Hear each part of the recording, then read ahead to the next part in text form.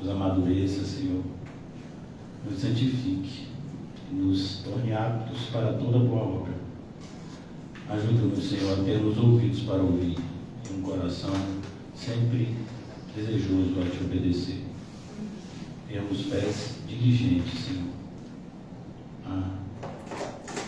ouvindo as tuas ordenanças rapidamente e prontamente. Caminharmos em direção à obediência, Senhor, total e plena. Ajuda-nos, Senhor, como instrumentos santificados, e nos entregarmos a fazer a tua obra, Senhor Santo.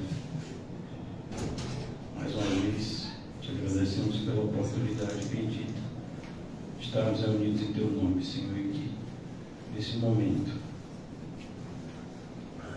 seja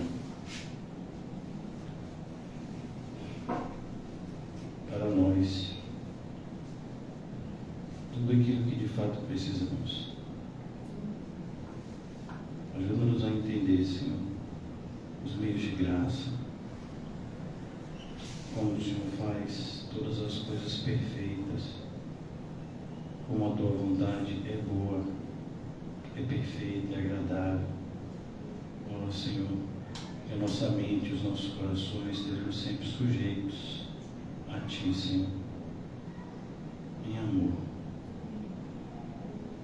Eu oro, Deus, para que o Senhor nos faça obreiros aprovados, que o Senhor nos ajude a sermos ramos que dão frutos, que evidenciam a nossa eleição e santificação. Oramos por aqueles, Senhor, que ainda não te conhecem, que possam te conhecer, Senhor. E que nós façamos uso desse privilégio bendito de sermos instrumentos teus na expansão do teu reino. Em nome de Jesus. Amém? E graças a Deus. Amém, irmãos? Hoje nós vamos recomeçar. E como é que a gente vai recomeçar? Nós vamos estudar o Evangelho de Mateus. Eu creio que a gente precisa ser evangélico. E para a gente ser evangélico, a gente tem que conhecer o Evangelho. É muito maravilhoso fazer os estudos que fazemos, estudar as cartas. Nós estamos estudando Atos, espero voltar para Atos, mas acredito que a gente vai demorar um pouco para voltar para Atos, porque temos todo o Evangelho de Mateus para estudar. Pois é preciso que a gente conheça o Evangelho que devemos dividir com os outros. Vemos uma crise, por assim dizer, cristológica. Os evangélicos não conhecem Jesus. Vemos cada vez mais um ambiente religioso que leva o nome de igreja evangélica, mas não é igreja. Porque se fosse igreja, teria Cristo. E principalmente teria um relacionamento pessoal crescente, íntimo com Cristo. Então é preciso que a gente conheça o Evangelho que a gente quis professar. E foi, para mim,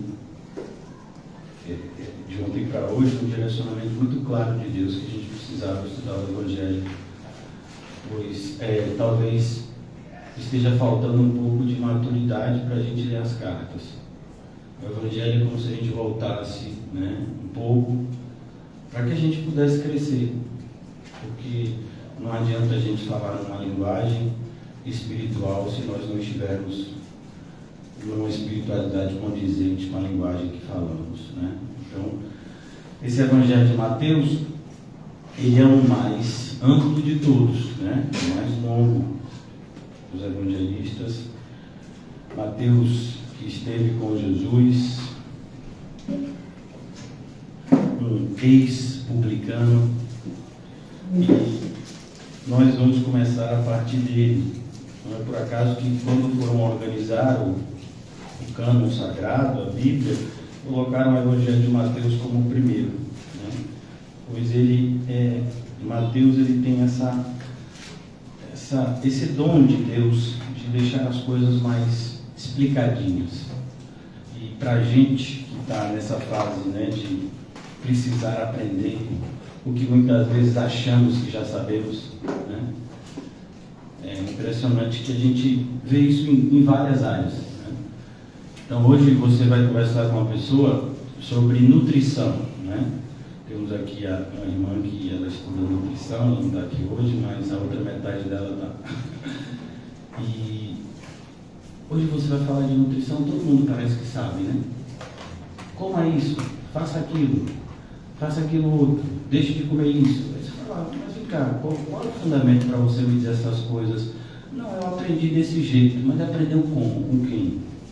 Qual foi o curso que você fez? Né? Qual a experiência que você tem nessa área? Então é isso, todo mundo acha que sabe tudo nos nossos dias, ainda mais nós que vivemos, né? E é sempre bom a gente falar sobre isso, que como cristão não podemos nunca nos esquecer acerca do mundo que estamos inseridos. Vivemos no advento da internet, onde você consegue achar várias informações com um clique. Mas há uma diferença muito grande de você ter acesso às informações e saber fazer uso dela. Então, você às vezes vai ver uma pessoa, olha, aprenda a construir uma casa do zero. Eu posso assistir um vídeo 5 anos, eu não sei construir uma casa, não vou aprender a construir uma casa. Né? Não é porque uma pessoa está dizendo, você faz a fundação assim, eu não sei mexer com isso. Né? Não fui preparado para isso, não fui instruído. E acredito que essas pessoas que veem vídeos e acham que já sabem tudo porque viram alguma coisa ou ouviram, são pessoas perigosas. Porque nada é mais perigoso do que aquele que pensa que sabe. Então imagine que alguém pensa que sabe dirigir um avião. Vai derrubar um monte de gente. Quem pensa que sabe clinicar vai matar um monte de gente. Então, hoje a gente encontra pessoas o tempo todo, e eu estou falando isso, né, acreditando que não somos essas pessoas. Né? E se somos, por favor, é hora de se arrepender. Então, o cristão ele precisa dessa humildade, de reconhecer que não sabe e de procurar aprender. E também entender que a gente não foi chamado para fazer tudo. O olho é olho. Qual é a função do olho? Enxergar. Qual é a função da mão? Segurar as coisas, nos proteger, várias funções. Qual é a função do pé? É outra função. Qual é a função da pele? É outra. Qual é a função do coração? Outra. A do pulmão? Outra. O rim. E cada órgão tem a sua respectiva função, tem a sua importância. Mas hoje nós vemos quase que uma provocação, né, de que a gente se sente obrigado a saber de tudo. E às vezes a gente até se sente orgulhoso por poder falar sobre tudo. Né? Quando na verdade, se a gente ficasse calado, a gente passaria por sábio. Porque às vezes é cada pedrada que a pessoa fala, achando que está falando uma coisa, né? Como a gente ouviu recentemente pessoas dizendo assim, não, mas a igreja tem que falar coisas boas. Não sei. O que você acha que é uma coisa boa? Então, não sei o que você está falando. Eu não vejo. Eu creio que a igreja de Cristo tem que falar o que Cristo manda. Então, por que eu estou dizendo isso? Porque a Bíblia me ensina assim. Então, e essa pessoa que às vezes diz, tem que falar coisa boa, eu não sei qual é o parâmetro que ela está usando, porque com certeza não é a Bíblia. Muitas vezes é o que? É o conhecimento popular. E a gente não é guiado por conhecimento popular, ou o que chamariam, né, de senso comum. Né? Como pergunta para as pessoas, o que você acha do ser humano? É assim mesmo, o ser humano, tem gente que é boa, tem gente que é ruim, não é? Não, não é, todo mundo é ruim. Mas como assim todo mundo é ruim? É o que a Bíblia ensina, todos somos ruins. Existe uma diferença entre aqueles que foram alcançados pela graça e lutam contra essa maldade, e aqueles que não foram alcançados pela graça e vão se tornar cada vez piores. É o que a Bíblia ensina. Então, quando nós somos chamados a voltar ao Evangelho, é porque a gente está precisando, né, de um... Vou ser até bonzinho assim, né, de um curso de reciclagem. Não é que a gente está assim zerado, não é que a gente foi reprovado, né? É que eu acho que a gente está precisando reciclar, está precisando se lembrar de coisas que talvez na batalha do dia a dia a gente acabou se esquecendo. E não podemos, como evangélicos, não podemos. Então, aqui no Evangelho de Mateus, a gente começa pela parte mais legal, que é a genealogia, né? Todo mundo ama a genealogia, não é não? É a parte que o pessoal bate lá e diz assim, mas tem isso aqui na Bíblia para quê? Porque eu não sei quem é ninguém aqui. Eu vou ler para depois não dizer que eu não li. Normalmente a pessoa começa lendo de Mateus, né? Já chateado. Por quê? Porque tem um monte de nome aqui que eu nem sei, eu sei um ou dois aqui. E por que está aqui? Para que você entenda que você não é um número, você é uma pessoa. Uma pessoa que foi criada por Deus. Deus não criou a gente, no atacado. Não, Ele criou cada um de nós de maneira única. E por isso que é tão ingrato da nossa parte não amar a Deus como Ele merece. Porque Ele tem todo esse cuidado na nossa criação. Ele pensou em você quando colocou você para nascer num determinado país, numa determinada família, numa determinada realidade. Tudo que aconteceu na nossa vida foi pensado por Deus antes. Às vezes a gente fala da criação e não entende, acha que a criação está restrita aos primeiros capítulos da Bíblia. Não, Deus continua criando, basta ser numa eternidade. Pessoas são criadas por Deus. Abraão é aquele que, na descendência dele, abençoará todas as nações da terra. Quem é que abençoa todas as nações da terra? Jesus. Quem é Davi? O rei segundo o coração de Deus. Quem é Jesus? O rei dos reis, o Senhor dos senhores. Então, esses dois nomes não estão aqui de forma aleatória, mas estão querendo mostrar já acerca de que Jesus nós estamos falando aqui. Jesus, o Cristo de Deus. Por isso que aqui, quando nós lemos Jesus Cristo, a gente não está lendo aqui Antônio Carlos. Antônio Carlos é um nome duplo, né? Antônio e Carlos, dois nomes. Jesus Cristo não. Jesus é um nome, Cristo é um adjetivo. Esse nome, Cristo, significa enviado. Aquele que tem uma missão, né? A palavra que seria no hebraico seria a palavra Meshiach, né? De Messias. Jesus, o Messias. Quando a gente traz agora para o grego, aí a ideia de Cristo, né? Que tem essa mesma conotação de alguém que tem uma missão específica a cumprir. Então, Jesus, Cristo, filho de Davi, filho de Abraão. Agora vai começar a contar a história do povo. Como tudo começou. Deus escolheu Abraão. Onde é que Abraão estava? Em Ur dos Caldeus. Abraão, durante 75 anos, viveu no meio de um povo idólatra. Abraão não conhecia Deus. Deus foi até ele. Por que é tão importante para a gente saber disso? Porque senão a gente não consegue evangelizar. Senão a gente começa a achar que todo mundo é tão perverso que a gente não deveria evangelizar. A gente deveria deixar eles como estão. Não, esse pessoal é ruim demais, eu não vou falar nada para ninguém.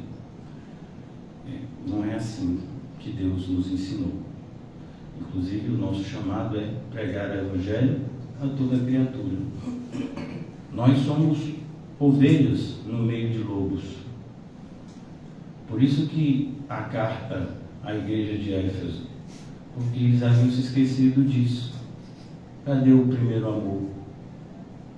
A gente perdeu, senhor, muita dificuldade, muita luta de ver a verdade nesse primeiro século aqui, de as pessoas querem nos matar, perseguir, não está dando. Se não der, então eu fecho. Porque se não for para fazer o que é certo, não tem necessidade de igreja. A igreja é para fazer a vontade daquele que a fundou, Cristo Jesus. Então, nós estamos aqui para que a vontade de Cristo seja cumprida, seja conhecida. Única e exclusivamente para isso. A igreja não é uma instituição religiosa, não é uma instituição de caridade. A igreja não tem como objetivo tornar a vida das pessoas melhores, não. Nós somos mensageiros de Cristo. como se Cristo exortasse o mundo por nosso intermédio, como ensina o apóstolo Paulo. Por isso que Abraão está aqui com essa lição viva. 75 anos. Deus podia ter chamado Abraão antes? Podia. Por que ele não quis? Por que não quis? Esperou ele fazer 75 anos.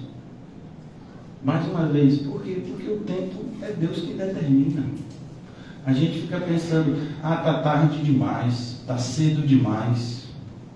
Não, irmãos, é Deus quem determina. Como foi que João Batista começou a andar com Deus? No ventre da mãe. E Abraão, 75 anos. Samuel, desde criança, foi colocado lá para servir ao Senhor. Já ouvia a voz de Deus, ainda como criança. Quem escolhe isso é Deus.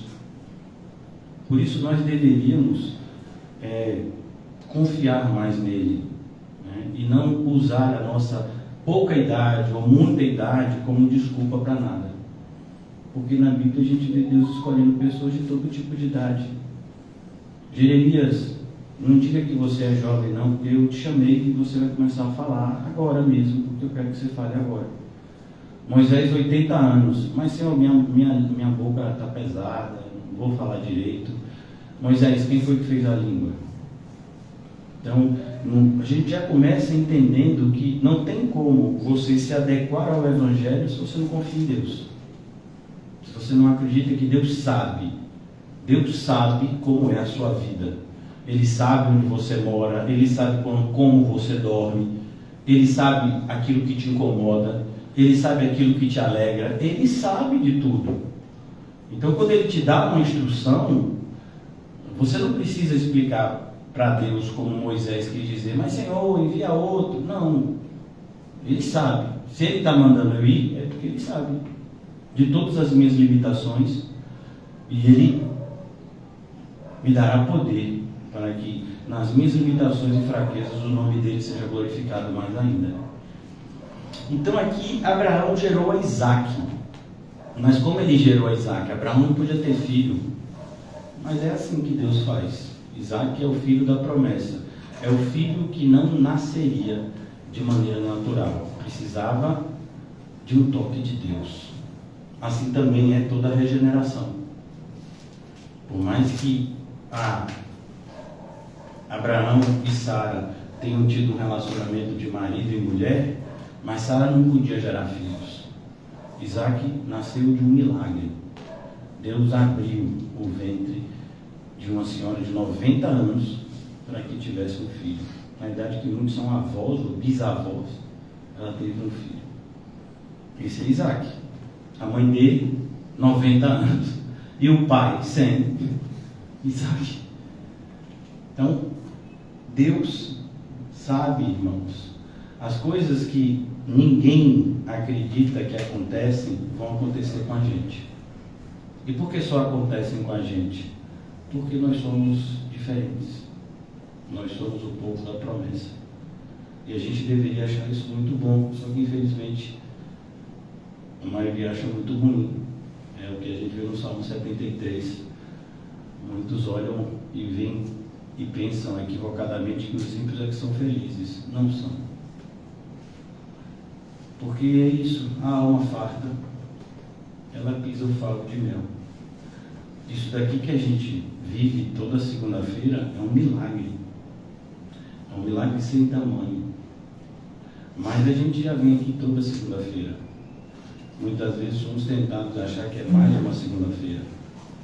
Somos tentados a pensar que se não for nessa segunda-feira, quem sabe na outra eu posso vir. Não sei. Milagre quem faz é Deus. É Ele quem decide se Ele vai fazer, continuar fazendo ou se não vai fazer mais. Então, nós não temos nenhum tipo de gerenciamento disso. É Deus quem faz. E Deus faz aquilo que Ele promete. Isaac foi uma promessa. Abraão nem pediu um filho. Foi Deus que disse que ia dar. É só você lá em Gênesis. Abraão, vou dar um filho para você, tá bom? Mas não posso, minha esposa não pode ter filho. Mas eu sei disso, eu vou dar um filho.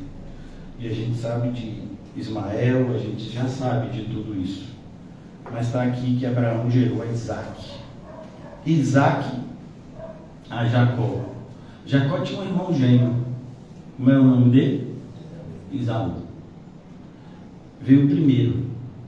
Esaú era o primogênito por alguns segundos, mas era. O próprio nome de Jacó faz essa ideia, porque ele veio segurando no pé do irmão, né? Então quer dizer, puxando assim o pé do irmão. Então Jacó significa aquele que puxa pelo pé, seria um suplantador. Mas Jacó foi escolhido por Deus antes do nascimento. A mãe já tinha sido avisado que o mais novo é que seria abençoado, né? E Jacó e Esaú tiveram vidas muito diferentes. Como assim? Qual você acha que assim, se a gente usasse o parâmetro do cristianismo de hoje, qual vida é mais abençoada, de Jacó ou de Esaú? De Esaú. Esaú casou com as mulheres que queria, ficou com toda a herança do pai, não dividiu nada com o irmão teve que sair fugido, ele ficou com tudo. Jacó teve que começar do zero, quando estava lá com Labão, e ainda foi passado para trás por Labão várias vezes. Jacó tentou casar com a mulher que amava, foi enganado, e aí teve que casar com a irmã dela, para depois trabalhar mais ainda para casar com ela. Essa é a vida de Jacó e a vida de Esaú. Mas não parou aí. Jacó continuou sofrendo, mesmo na velhice. Os seus filhos traíram a sua confiança. Ele perde a companhia do filho que ele mais amava, José. Na velhice dele, ele vê uma pessoa que vivia da criação de animais, não tem chuva, não tem pasto, ele perde tudo. E aí ele vai ter que ir lá para o Egito, ficar numa região chamada Gozém, né, que José consegue para eles ficarem.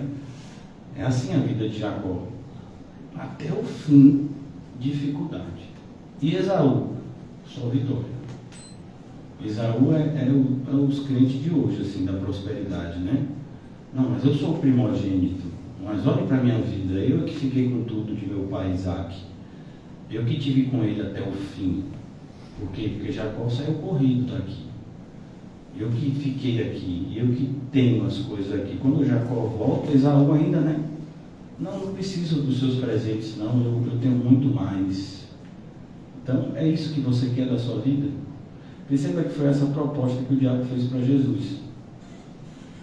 Olha, você não precisa sofrer como Jacó, eu posso te dar todas as coisas que Esaú teve. Você não precisa ir para a cruz, basta que você se ajoelhe diante de mim. Jesus disse: para trás de mim, Satanás, só ao Senhor adorará, só a Ele prestará culto. Então, essa atitude que o cristão hoje não tem, de aprender a recomeçar do zero na regeneração, é algo que escandaliza. Parece que crer em Jesus é somente a cereja do bolo. Então eu já tenho a minha vida, já tenho todos os meus projetos anotados aqui, e como eu conhecia Jesus também, então agora que vai ser maravilha, porque além de eu viver uma vida muito legal aqui na terra, ainda vou para o céu. Esses dias, hoje, né, meu pai falou que morreu um jogador de futebol famoso hoje, Cruyff. É esse daí mesmo, 78 anos. E aí tinha morrido Zagallo. Aí meu pai comentou assim: o céu deve estar. Ele: o céu não. Aí ele olhou para mim e disse: meu pai, o céu está tranquilo. Esses dois aí estão em outro lugar, né? Então, Esaú, você sabe onde ele está. E Jacó, você também sabe. A grande, e a gente repete isso, e por mais que a gente repita isso, há uma tendência da nossa parte em querer esquecer. O que a gente observa hoje, né? Tem que falar de hoje porque hoje é o tempo que a gente vive, mas esse é um ataque constante àqueles que se dizem da fé. A gente quer a vida de Esaú e a salvação de Jacó? Não dá. É por isso que Paulo vai dizer, cuidado, quem planta na carne não tem como colher do Espírito. Não tem como você, ter uma árvore ruim e em algum momento essa árvore ruim dá um fruto bom. Não pode. Assim como a árvore boa nunca vai dar um fruto ruim. Então, nós precisamos tomar muito cuidado, porque essas verdades, elas estão cristalinas na Bíblia, por mais que a gente não queira acreditar. É a grande questão da apostasia. Difícil a gente olhar para uma pessoa que saiu da igreja e dizer que é um apóstata, mas a Bíblia diz que essa pessoa é apóstata. Se ouviu a verdade e deu as costas para ela, como é que a Bíblia chama essa pessoa? Apóstata. A gente diz isso? Não, a gente diz que é desviado. Não tem desviado na Bíblia, tem apóstata. E quem é o apóstata? Saíram do nosso meio porque não eram? Mas quem sou eu para julgar? Você é um crente que tem a Bíblia na mão. Se você não julgar, quem é que vai? Perceba, a gente não julga no sentido de dizer quem vai para o céu ou para o inferno, que é Deus quem escolhe. Mas a gente julga no sentido daquele que está andando pelo caminho certo e que está andando pelo caminho errado. Porque isso é fruto. E é pelo fruto que se conhece a árvore. Inclusive o Senhor Jesus diz isso para a nossa segurança. Quando ele fala, cuidado com o lobo que vem até você disfarçado de ovelha, e ele, mas Senhor, como é que eu vou ter cuidado se ele vem disfarçado de ovelha? A explicação, por quê? Pelo fruto você vai reconhecer. Por mais que ele vinha disfarçado de ovelha, ele não pode fazer o que a ovelha faz, porque ele é lobo. Então, o fruto na vida de um é diferente do fruto na vida do outro. Jesus ainda diz, a árvore boa dá um fruto bom. Tudo isso como explicação, para a gente reconhecer o lobo que vem disfarçado de ovelha. Então aqui, esses três aqui são os patriarcas, Abraão, Isaac e Jacó. E Jacó gerou a Judá. Se você for ver Judá é o que você menos vai dizer que Deus vai vir, que o santo de Deus vai vir de Judá, porque Judá era problema. Judá, ele criou muitos problemas ao seu pai Jacó. Mas a grande questão é, Deus tem os seus próprios planos. Cumpre a nós nos maravilhar com isso. Então, quando o Senhor faz algo grandioso por meio de pessoas que a gente não espera, a gente acha isso maravilhoso. E a gente vê isso na vida do próprio Jesus. Jesus vem de Nazaré, apesar de ter nascido em Belém. Aí dizem, pode sair alguma coisa boa de Nazaré? Como, por exemplo, será que alguma pessoa acreditaria que nós estaríamos tendo um estudo bíblico em Cosmo de Farias na segunda-feira? Não. Para ser um estudo bíblico tinha que ser numa igreja dessas assim, bem grande, assim, que fica num lugar bem chique, não é não? De 100, 200 anos de história, referências, né? Assim, não? Pois é, na época de Jesus foi assim também, muita dificuldade do povo reconhecer que Jesus era o Cristo, por conta da sua humildade, né? até da sua pobreza. Ele viveu uma vida de escassez mesmo, né? No meio de pessoas de origem pobre. E ele é Deus, podia ter tudo. Tanto que os sábios vindos lá do Oriente, quando foram visitar o rei dos judeus, que seria o Messias, foram bater no palácio, porque segundo aquilo que a gente chama de senso comum, um rei tem que nascer onde? No palácio. Se você fica sabendo que vai nascer um descendente lá do rei da Inglaterra, você vai para onde? Palácio de Buckingham. É onde o pessoal fica lá. Mas Jesus não foi em palácio. Jesus nem tinha lugar para ele na estalagem. Então, é por isso que é tão importante a gente estudar essa parte da genealogia. Judá gerou de Tamar. E por que de Tamar?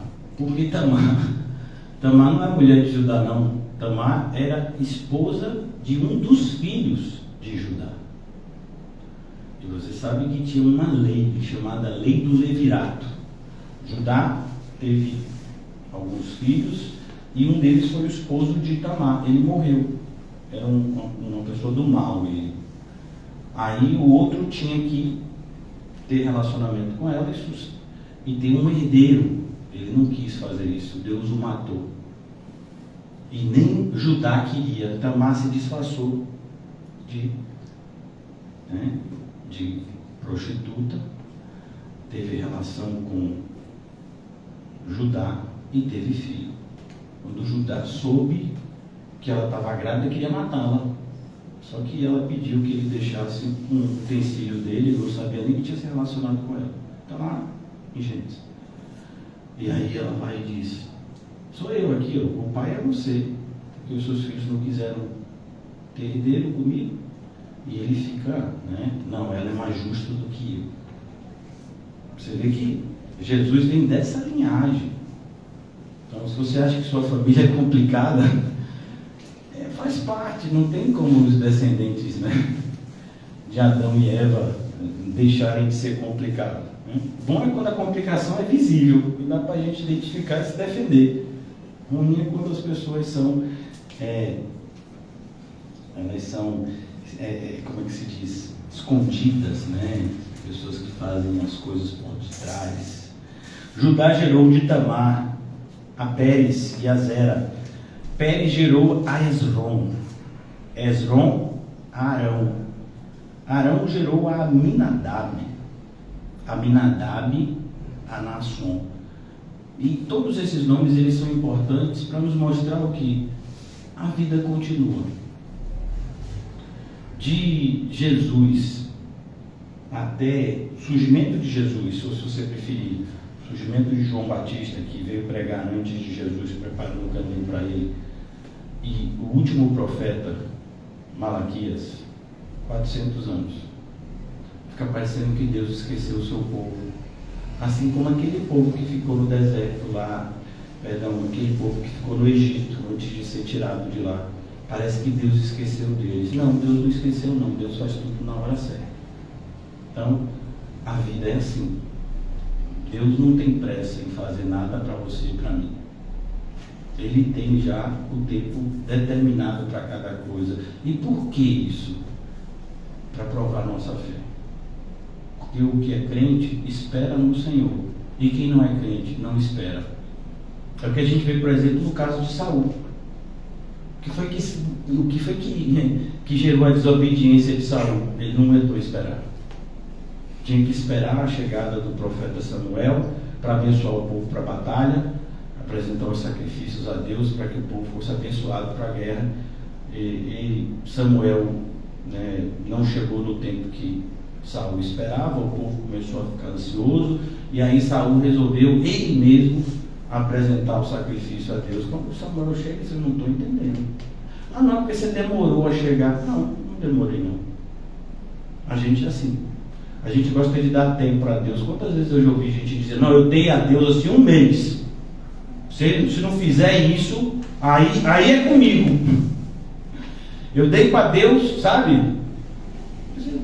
Deus nunca lhe pediu um tempo. Ele não perde tempo para ninguém. Ele não precisa da gente para nada. Mas eu já ouvi tantas vezes como pastor: não, pastor, eu já dei para Deus assim 3 meses, ele não fez nada. E ele lhe pediu esse tempo? Não, eu que escolhi dar. Eu falei: e deu por quê? Você quer desobedecer a Deus? Desobedeça agora, não dê tempo para ele não. Porque ele não vai fazer as coisas, porque ele não vai se sentir ameaçado porque você diz que em 3 meses, se ele não fizer, você vai se desviar. Não, você já está desviado só em falar isso. Só em falar isso, você já cometeu uma abominação sem tamanho. E esses 3 meses que você permanecer, a abominação vai permanecer junto com você, se você não se arrepender. Você nunca colocará Deus contra a parede. Somos nós que estamos em julgamento, não Deus.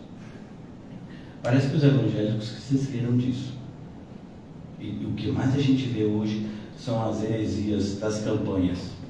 7 semanas para Deus mudar a sua vida. Não sei como isso pode acontecer. Quando Deus quer mudar a vida de alguém, não precisa de 7 semanas, nem de 7 segundos. Ele muda e acabou.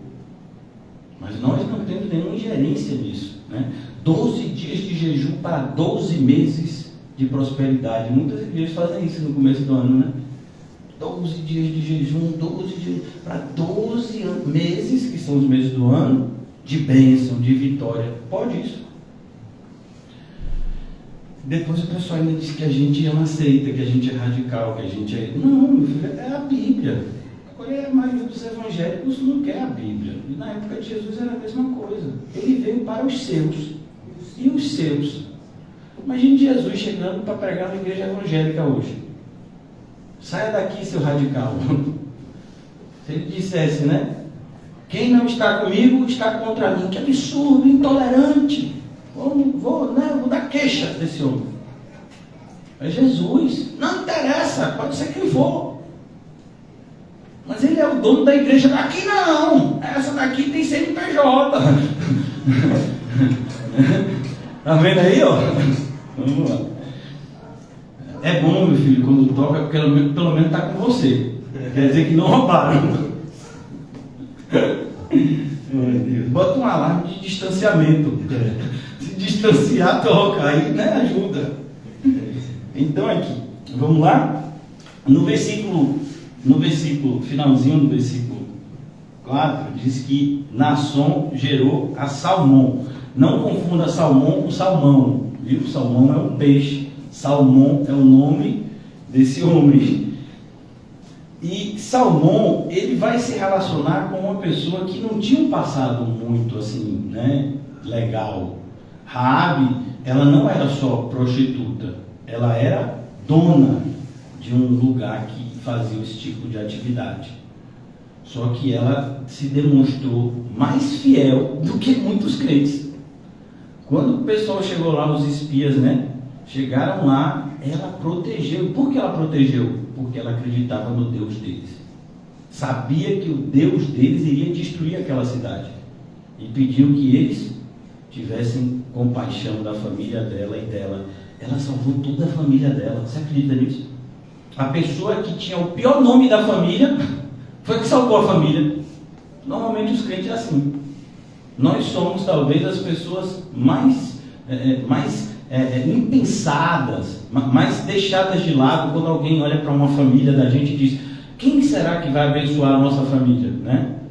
Rapaz, é qualquer um, menos a gente aqui. Por quê? Porque Deus costuma fazer isso. Ele escolhe os que não são para reduzir a nada aqueles que pensam que são. Ele escolhe as coisas desprezíveis do mundo, as coisas loucas como nós. Então, aqui Salmão gerou de Raabe. Raabe, ela não é só uma meretriz, era uma meretriz de um povo estrangeiro. É a cidade amaldiçoada aqui, né? Jericó, uma cidade que o próprio Deus amaldiçoou. Deus disse: ó, quem tentar reconstruir Jericó, eu destruo. E tentaram reconstruir várias vezes, e ele destruiu. Tanto que na época de Zaqueu, né, e Bartimeu, que são de Jericó, eles falam que essa Jericó, da época do Novo Testamento, ela ficava a alguns quilômetros dessa Jericó antiga, que só tinha os escombros, porque Deus já havia destruído ela algumas vezes. Toda vez que o pessoal tentava reconstruir, Deus destruía, porque ele havia dito que assim seria. E aqui, esse homem, ele se casa com essa mulher. Por quê? Porque como cristão, a gente aprende que se a gente olhar para o passado da nossa vida, antes de Cristo, ninguém aqui tem um bom passado. Ah, pastor, mas pelo menos fulano não fazia isso, não matava, não roubava. Não importa. A maneira como você desonrava a Deus é indiferente. Você desonrava a Deus quando você não o conhecia. Mas nós vivemos em uma sociedade preconceituosa, que muitas vezes nos acusa de sermos preconceituosos. E como cristão a gente não tem preconceito nenhum. Se uma pessoa é uma nova criatura, é nossa irmã, é nosso irmão. E aqui a gente vê isso, desde lá. Raabe se casa com esse valente Salmão. E eles geram quem? A Boaz. E é bonito isso, porque vocês sabem de um livro da Bíblia que esse homem aparece. Como é o nome dele? As mulheres aqui amam esse livro. Eu também amo. A livro de Ruth. E Ruth conta a história de uma pessoa que não é do povo de Deus. Por origem, ela não é do povo de Deus, né? Ela se torna do povo de Deus, mostrando que o Evangelho é isso. É oportunidade para todos serem abençoados, os que creem. E Ruth, ela representa isso. Ela é uma moabita, o seu marido morreu, a sua sogra Noemi está voltando e ela volta junto. E ela sabia que ela ia sofrer talvez preconceito dos judeus por ser uma estrangeira, mas ela não se preocupa com isso, porque ela diz para Noemi, né? O seu Deus é o meu. Então ela vai e Deus prepara um casamento para ela com esse homem chamado Boaz, um homem respeitável, né? E que provavelmente também sofria. Se nós hoje, em pleno século XXI, olhamos para uma narrativa dessa com preconceito muitas vezes, imagina naquela época. Sabe, Boaz, a gente sabe quem é sua mãe. A gente sabe qual é a sua origem. Você imagina, a gente às vezes no desenho bíblico de Ruth não se toca muito nesse ponto, porque o desenho bíblico tem como foco mais uma interação infantil. Mas muitas questões sérias estão ali relatadas no livro de Ruth. Preconceito, a exclusão social pelo passado de alguém. Então, a nós cristãos deveríamos compreender, deveríamos ter misericórdia mais do que qualquer outra pessoa, porque nós somos alvo da misericórdia de Deus. Não merecemos nada, a não ser a justa ira de Deus. Mas Ele teve compaixão da gente. Então é preciso que a gente desperte nisso, né? Mais uma vez, por isso que precisamos voltar para o princípio do Evangelho, para a gente jamais se esquecer de onde Deus nos tirou. Então, quando a gente for conversar com alguém, a gente não se coloca num patamar de superioridade, mesmo quando a gente tem que repreender, mesmo quando a gente tem que se afastar. E a gente se afasta muitas vezes numa tentativa bíblica de salvar a pessoa e também da gente não se perder. Porque quando a gente estudou aqui recentemente Judas, está escrito lá, cuidado, até a roupa de determinadas pessoas pode te contaminar. Se uma aldeia não receber, sacode a poeira dos teus pés, porque a ideia é que a incredulidade, ela contamina. Às vezes você está lá dividindo o evangelho, você evangelizou 1000, ninguém se converteu. Você fala, será que esse evangelho é de verdade mesmo? Porque ninguém está acreditando. A gente está aqui há 4 anos, 5 anos, e não está dando assim, não está o quê? A gente está aqui. Só o fato da gente continuar aqui já é um milagre. Né? O cuidado do Senhor em nos manter aqui, em preparar, né, tudo que a gente está vivendo aqui, e o cuidado que Ele tem com as pessoas que cuidam da gente aqui, porque naquele grande dia, irmãos, o juízo, quando o Evangelho é pregado, a gente tem a ideia de que o Evangelho é somente uma mensagem de salvação. Não é. O Evangelho é uma notificação. Todos serão julgados. Quem crê será salvo. E quem não crê? Quando o apóstolo Paulo chegou na cidade de Atenas, se não me engano, na Grécia, ele disse isso: Deus notifica a todos. Uma notificação. É isso que a gente está fazendo aqui. Você acha que daqui a 50, 60 anos, pessoas daqui do Alto das Pombas, elas não vão se lembrar? Não, pastor, não vão se lembrar. Vão, principalmente se estiverem no inferno.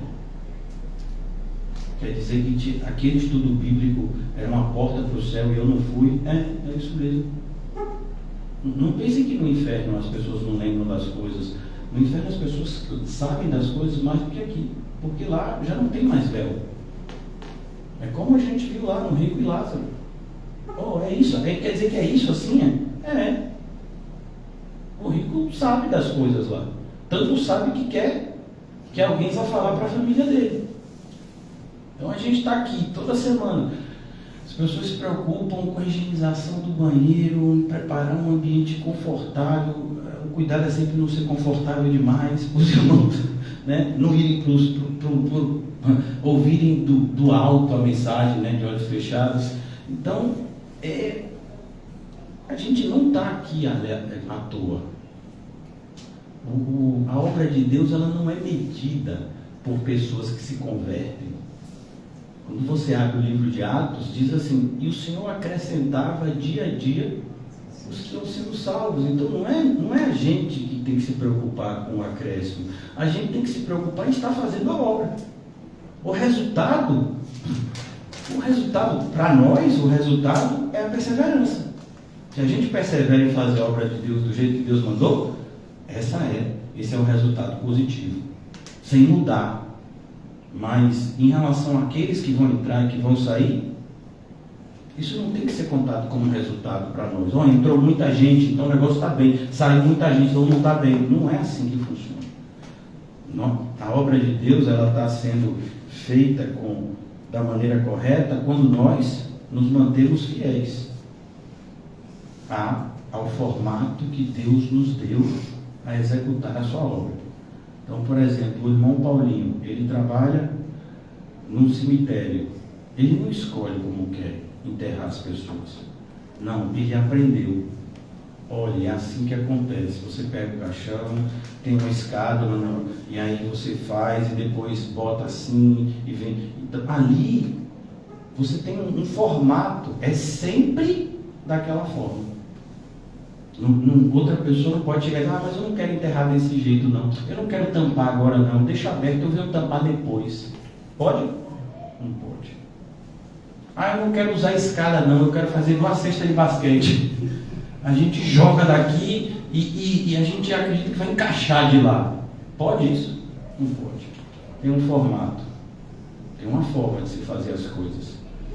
Então nós não podemos deixar de fazer como Jesus nos ensinou. Por que eu estou falando isso? Porque a igreja já se esqueceu disso.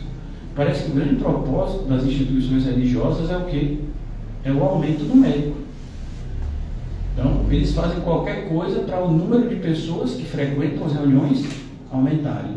Se precisar o pastor se disfarçar de palhaço, se disfarça. Se precisar botar luz de boate, bota. Se precisar fazer bingo aqui, chamar gente famosa, chama. Porque o importante é o quê? É o estardalhaço. O importante é fazer barulho. Não, para a gente cristão não. Nós seguimos um caminho antigo. O que é que a gente faz? A gente ora, a gente prega, a gente acredita que o Senhor trará os que são seus e manterá os seus sempre no seu rebanho. É só isso? Pô, irmão, se você tentar fazer, você vai ver, é isso tudo? Tente ser fiel em oração uma semana. Uma semana. Eu desafio você a começar hoje. Porque quando a gente diz que vai começar amanhã, nunca começa, né? Comece hoje. E diga assim: não, Senhor, eu vou orar todo dia, meia hora. Eu não estou querendo incentivar você a contar o tempo de oração, não. Mas assim, tem um mínimo. Porque, irmão, menos de meia hora, por favor. Você vai ver, com o passar do tempo, com o passar dessa semana, como vai ser difícil para você manter meia hora de oração por 7 dias. Foi um puritano que, quando teve, né, a sua morte, assim, meio que anunciada, uma enfermidade grave, ele disse: eu vou pensar todo dia meia hora no céu. Vou procurar orar e vou procurar estudar acerca do céu, já que eu vou morrer em pouco tempo. Ele acabou não morrendo, mas ele guardou aquele hábito. E não é que ele estudava a Bíblia meia hora, não. Não, aquilo dali foi um plus. Então imagine que ele estudava 2 horas da Bíblia, ele fazia as coisas de Deus, 5 horas fazendo as coisas de Deus. Meia hora, além dessas 5 horas, era só para pensar no céu. A vida dele depois que ele deixasse a terra. De acordo com o que a Bíblia ensina. Todo dia ele fazia isso. Todo dia ele fazia isso. Quando o médico disse: você não vai morrer disso, você não morre não. Ele disse: não, mas esse negócio é bom, vou continuar. a gente não tem vida de oração, irmãos. Quando o negócio dá uma apertada, aí a gente ora meia hora, uma hora, né? Até um pouco mais, mas a gente sabe que não aperta o tempo todo. Até porque se apertasse o tempo todo, a gente, né, já tinha ido. Deus, ele dá uns apertadas assim, né? Porque ama muito.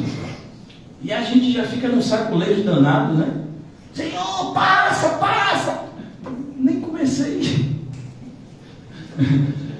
A pessoa vai cortar o cabelo, ainda está com a tesoura na mão. Ai! Nem cortei.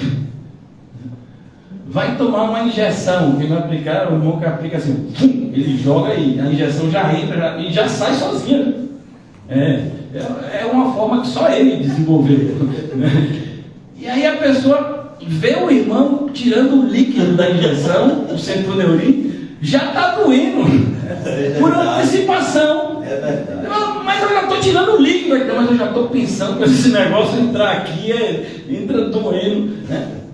Então a gente normalmente é assim, a gente sofre por antecipação. Nem começou, a gente já... Não pode, irmãos, não pode. Boaz, este de Ruth gerou a Obed. Olha que coisa linda. E Obed a Jessé. Vai aparecer daqui a pouco um menino que muda a história, que é Davi, o menino que virou rei. E quem é a vovó do pai dele, a bisavó dele? Pois é Ruth. Ruth gerou a Obed, Obed a Jessé, e Jessé gerou a Davi. Agora o plano de Deus entra numa segunda etapa, porque agora vai surgir um rei. Quando Davi nasce, Saul era rei. Já havia rei em Israel, mas não era um rei bom, era um rei ímpio, assim como o povo. E ele nasce no meio dessa geração e é criado, e o pai de Davi é um homem temente ao Senhor. Jessé gerou a Davi, e o rei Davi a Salomão. Aí você diz, não acredito, Salomão? Ele gerou Salomão da que for a mulher de Urias, que é para ficar bem claro de quem Salomão é filho. Porque Davi teve algumas esposas. E qual foi a esposa de Davi que ele não deveria ter se casado? Essa daqui já tinha marido. Davi adulterou, Davi mandou matar o marido dela, mas isso é uma evidência de que Deus perdoa. E quando Deus perdoa de verdade. Ah, mas eu sinto que Deus está me castigando. Não, Ele não está castigando não, Ele está te ensinando uma lição importantíssima para todo crente. Todo pecado é algo nojento. Então você só tem como aprender isso quando você acaba passando por um milésimo daquilo que você merecia passar por ter feito aquela abominação. Então, todo o sofrimento de Davi e da sua família é misericórdia de Deus, porque Davi foi perdoado. Mas Salomão vem da que for a mulher de Urias. Salomão gerou a Roboão. Roboão é aquele que o reino é dividido. É na mão de Roboão que o reino passa a ser um reino dividido. Então começa a ter o reino de Judá, reino do sul, com a capital em Jerusalém, e o reino do norte, conhecido como Israel, o reino de Israel, que ficou com as 10 tribos, com a capital em Samaria. E desde o começo, Israel se desviou do Senhor. É nesse reino de Israel, desviado desde o princípio, que os 2 maiores profetas profetizam, Elias e Eliseu. Apesar deles não deixarem livros escritos, mas são os profetas que apareceram com mais demonstração de poder, por assim dizer. Você não tem notícia de Isaías fazendo milagre, nem Jeremias, né? Miqueias, né? Nenhum desses profetas. Quais são os profetas que operaram, né, sinais da parte de Deus? Eliseu e Elias. E eles profetizaram aonde? No reino do norte. O reino desviado desde o começo, o reino de Israel. Aqui ele continua e diz, olha, tem que botar o óculos que ele começa a doer. E ele diz assim, Davi gerou a Salomão, da que fora a mulher de Urias, Salomão gerou a Roboão, Roboão a Abias, Abias gerou a Asa. Aqui são a sucessão de reis. Se você for lá para o livro, né, de reis, né, você tem primeira reis, segunda reis, tem primeira crônica, segunda crônica, você vai ver melhor a história desses homens aqui. E você vai perceber que nem todos eles andaram com Deus. Poucos foram os que andaram nos caminhos do Senhor. Mas a história do Senhor, o plano de Deus continua em execução. O que eu quero dizer? O fato de você ser crente, em absoluto, diz que o seu filho vai ser crente. Fazemos de tudo para que isso aconteça. Oramos, pedimos a Deus, temos que deixar um bom testemunho, mas Deus não é obrigado a isso. E a gente tem que entender. A mesma coisa, se você tem um pai crente, a fé dele não salva você. O relacionamento com Deus é pessoal. É isso que a gente aprende. Maravilhoso você ter um pai crente. Maravilhoso você ter um filho crente. Parente crente. E o máximo que isso pode nos abençoar é no testemunho. Mas não existe salvação por atacado. Salvação é individual. Por que eu estou falando isso? Porque se a gente entendesse essa verdade, talvez a gente fizesse escolhas melhores. Todo o dinheiro que eu ganho não pode aproximar o meu pai e minha mãe se arrependerem e serem salvos. Mas o fato de eu buscar viver uma vida santa e pregar a verdade de Deus todos os dias é uma luz acesa que, quem sabe, Deus pode usar para avivá-los, uma vez que estão mortos em delitos e pecados. Então, quando eu escolho o material em detrimento do espiritual, é a pior escolha que uma pessoa pode fazer. Mas, infelizmente, a maioria dos crentes tem feito esse tipo de escolha. A gente se preocupa mais com a saúde física dos nossos entes queridos do que com a situação da alma deles. E isso é um grande erro. O triste é que às vezes a gente vê isso tarde demais. A gente deveria dar mais atenção à alma das pessoas, entendendo que aquelas pessoas, elas têm um corpo como o nosso, que está se deteriorando, faz parte a deteriorização do corpo, né? E a alma não. Uma alma que é lançada no inferno, ela chega no inferno jovem, e ela vai permanecer jovem para sempre, porque a eternidade é assim, irmãos. Se você pegar e tirar 80 milhões de anos da eternidade, quanto fica? A eternidade.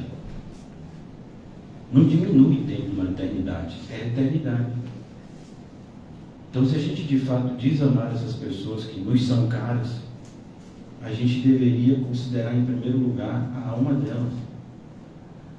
Mais uma vez, fazendo referência a esse texto tão maravilhoso que a gente encontra em Coríntios. Eu faço de tudo para com todos, para, se possível, salvar alguns.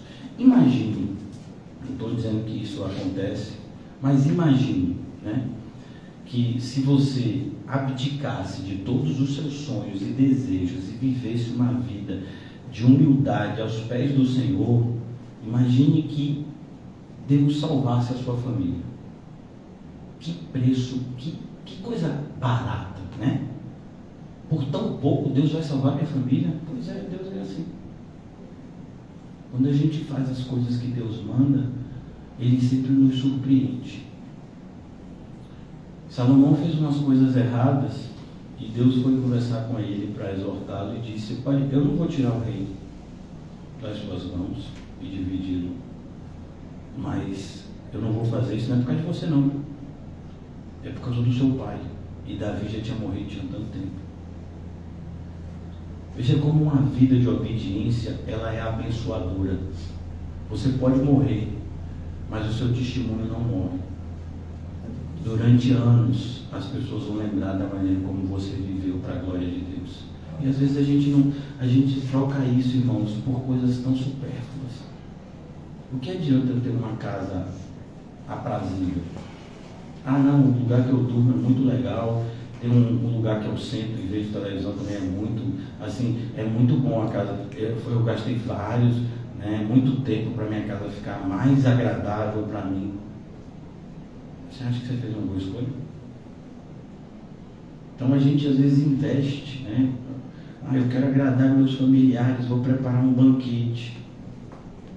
Você acha que esse banquete pode converter alguém? E a gente não gasta nada para a gente se tornar um exemplo melhor de que Cristo salva. Quando ele diz, vocês são a luz do mundo e o sal da terra, é isso. A gente tem que ser luz. Se a gente não é luz nem no meio da nossa família. Por quê? Porque é fácil fingir que é luz longe de tudo. É interessante quando chega alguém aqui, como já chegou de lugares distantes, assim, passa uma semana aqui com a gente e começa a aparentar um cristianismo assim, quase que anjo, A pessoa revela uma vida espiritual e fala, essa pessoa desceu do céu, não é possível. Mas é porque é fácil você fingir ser uma pessoa quando ninguém te conhece. É fácil, por isso que as pessoas muitas vezes elas começam a se relacionar meio que com um relacionamento de idolatria com pastores da internet. Porque você não sabe quem eles são de verdade. Você não sabe os mercenários que eles são. Você vê só o que eles querem que você veja. A preparação que eles têm para apresentar uma abordagem que lhe seja agradável de assistir. Mas você não sabe que aquela pessoa, se você fosse cumprimentar na rua, ela ia virar a cara para você. Se você fosse pedir um aconselhamento, aquela pessoa ia desconsiderar você. Mas as pessoas idolatram quem não conhece. Por isso que hoje em dia se tornou meio que um hábito. Essa é até uma expressão que a gente tira da geografia, que as pessoas saem do interior para a capital, Então essa mudança. Então as pessoas saem mudando de igreja em igreja, porque eu chego aqui e me desfaço de crente, quando descobrem que eu não sou, eu vou para outra. Aí eu me finjo de crente lá, até que chegar em uma que colou. Aí eu fico lá mais tempo. Até que aconteça alguma outra coisa, eu vou para outro lugar. Essa é a realidade que a gente percebe hoje, tão fácil de se ver. Por que pessoas mudam de igreja assim? Por isso. Então, aqui, essas pessoas, elas não têm história, Elas não têm história. E é isso que a gente viu até ontem, Aquela lição prática que tivemos ontem no final do culto, quando foi dita por uma pessoa que nem é da igreja, que um terceiro ficava falando com outra pessoa que se dizia aquilo também, mal da igreja do pastor o tempo todo, várias horas.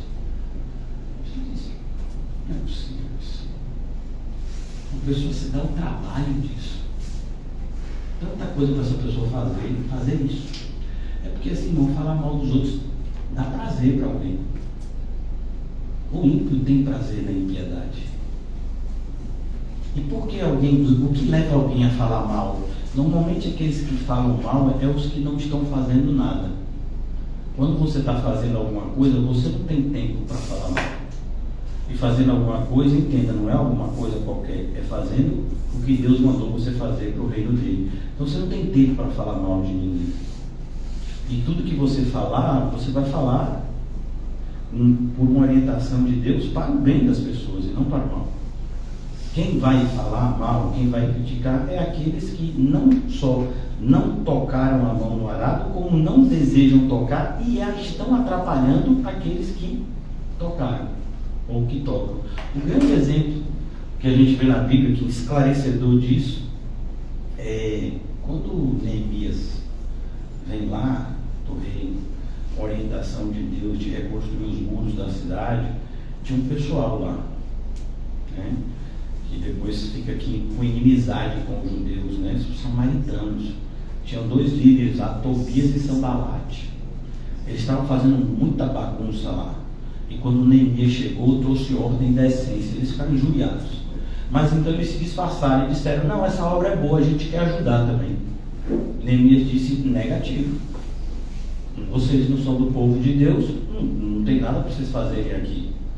Então eles ficaram com tanta raiva que prometeram que iriam invadir, iriam destruir o muro e matar as pessoas. Por isso eles construíram um muro com a espátula, né, construindo, e com a espada, preparados para qualquer momento.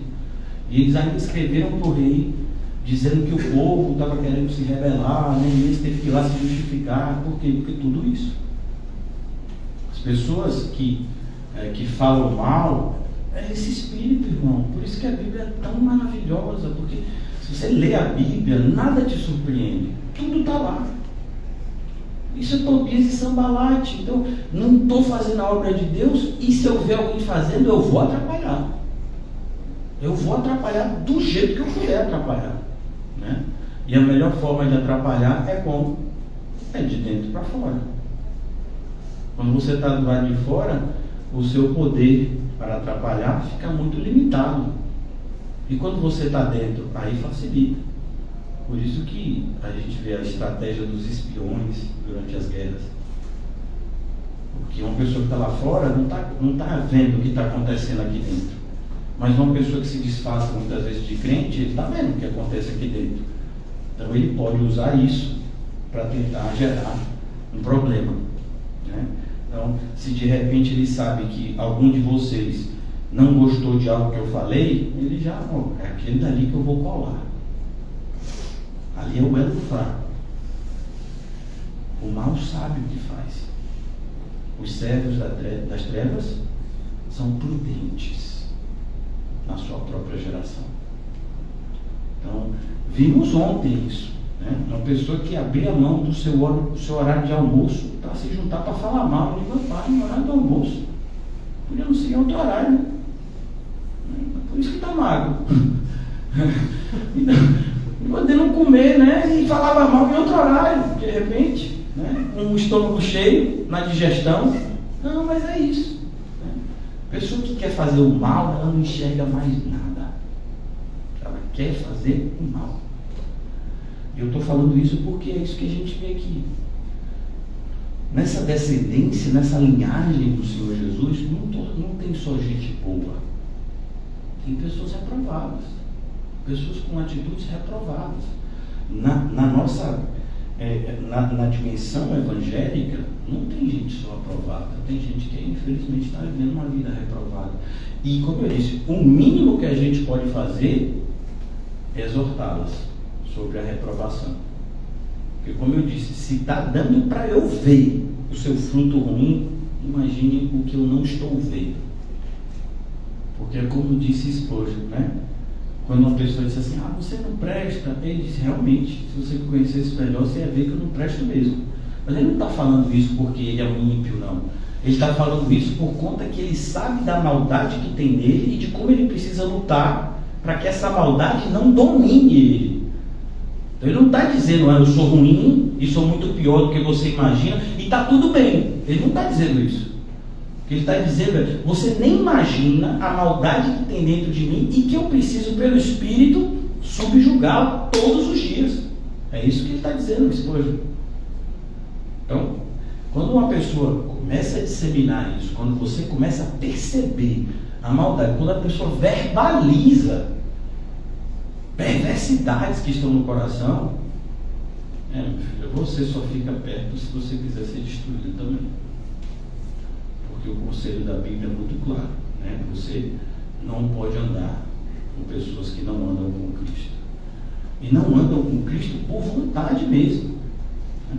Porque não querem andar. Então, cuidado. Mas eu não... Asa gerou a Josafá, Josafá Jorão, eu já preciso, concluir. Jorão é Uzias. Vocês lembram de Uzias? Quem é Uzias? Não confundam Uzias com Urias. Uzias é uma pessoa que simboliza Alguns crentes, infelizmente, Uzias começou muito bem. Pense numa pessoa que começou bem, foi Uzias. Se você ler lá em Reis, você fica arrepiado. Pessoa que começa a ter vitória, e teve tanta vitória dada por Deus, que se ensoberbeceu. E aí ele achou que podia fazer o que só os sacerdotes podiam fazer. E Deus então se indignou com ele e deu para ele uma lepra como juízo. E ele morreu leproso. Foi isso que fez o seu primo, Uzias, é primo de Isaías. Foi isso que fez Isaías ir para o templo. Porque Isaías, se Uzias, que era um rei, que foi tão usado por Deus, se perverteu com o pecado, o que vai ser de nós agora?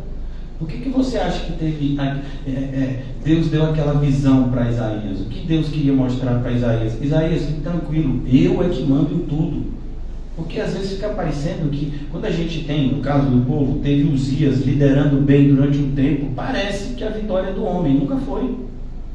Imagine que a gente faça alguma coisa e que faça bem feito para a glória de Deus.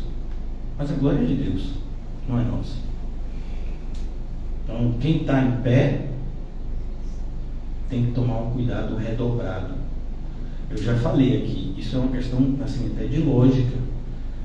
Se você cai de 30 centímetros, é uma queda. Se você cai de 30 metros, é outra.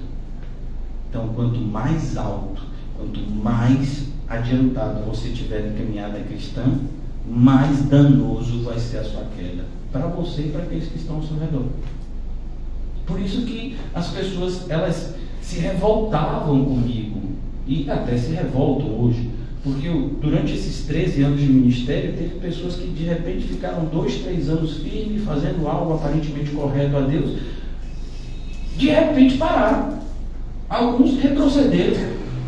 Não, mas é porque um tempo assim, sabe como é? Não sei, não sei não, cuidado, porque não tem tempo de serviço. Sabe, de acordo com a CLT, se você trabalha e você perde o emprego, você fica naquele, né? Você passa 6 meses recebendo seguro-desemprego, não é assim? Então, você vê que tem, aquele tempo ali conta, porque se você tiver outro emprego, aquele tempo conta para você aposentar lá na frente. E na igreja não é assim, não. Trabalhou, parou de trabalhar, não é nem que começa do zero, é menos que o zero. Porque você já começa amaldiçoado se você for recomeçar. Porque você colocou a mão no arado e olhou para trás. Então, imagine a pessoa que começou a igreja comigo. Onde é que ela está hoje? Em um lugar que não precisa trabalhar. Em um lugar que não precisa fazer nada. Que senta e só ouve. Por quê? Porque essa pessoa não tem, muitas vezes, coragem de se entregar na impiedade aberta.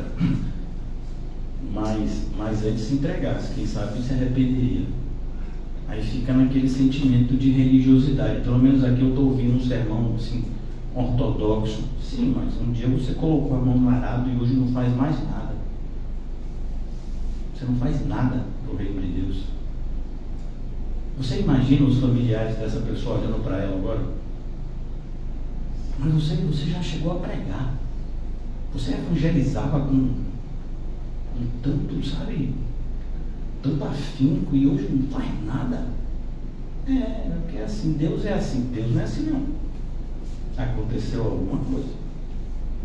E a culpa não é de ninguém, é sua. Por quê? Porque ninguém pode tirar o amor que eu sinto por Cristo. Se eu perder o primeiro amor, a culpa é só minha. A pessoa me traiu, não interessa. Não tem isso. Por quê? Porque por mais que as pessoas me decepcionem, se eu buscar consolo em Cristo, eu sempre vou ter.